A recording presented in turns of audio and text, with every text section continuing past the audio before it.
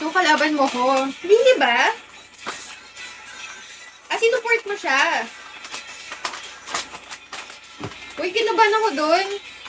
Alam mo ba, nung time na yon, last minute ko din siya in-invite kasi nahiya na ako invite yun si BFF. Or siguro kung hindi ko siya in-invite, hindi siya dumating, talo ko.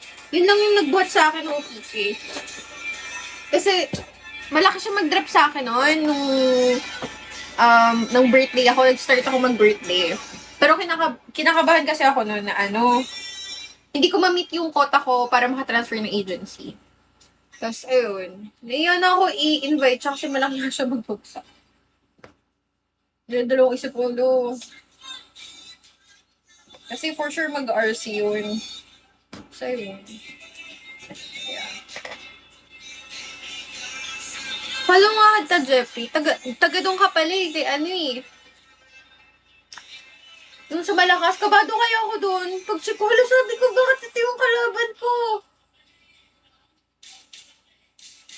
Pero feel ko malakas kalaban ko ngayon kasi naka-all-star ako eh.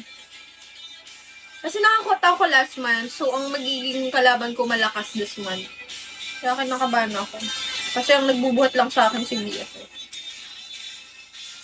Pag sa mga tiki, Escota. Yun, once in a blue moon lang yun sa akin pumunta. Kasi di talaga siya yung parang paano. Hindi ikot-ikot din siya.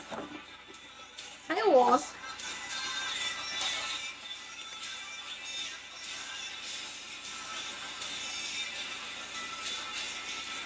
Matagal ka na doon? Nagsusupport kay kay ate girl? Pin ko kung sa'yo niya mag-live eh.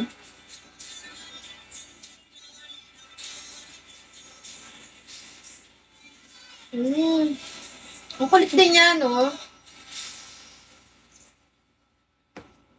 Tinitipid ko siya. Doon pala dalawa yung inano ko nito. Kasi may ligaw ako sa baon na ganito. Kung saan na mapatambay. Kung saan nabutan. Gusto ko lang na kumain ng kanin. Dito ang ba ako kain?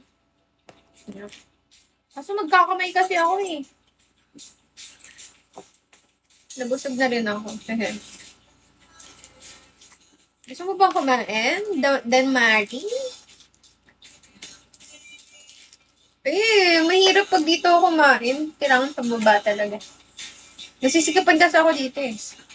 Mas lalo nakakamayin ko to. Ilalagay ko pa tong toyo. Kasi tong chili oil. Makalat. Natiyatambayan lagi nung one. Talaga? Kamusta naman?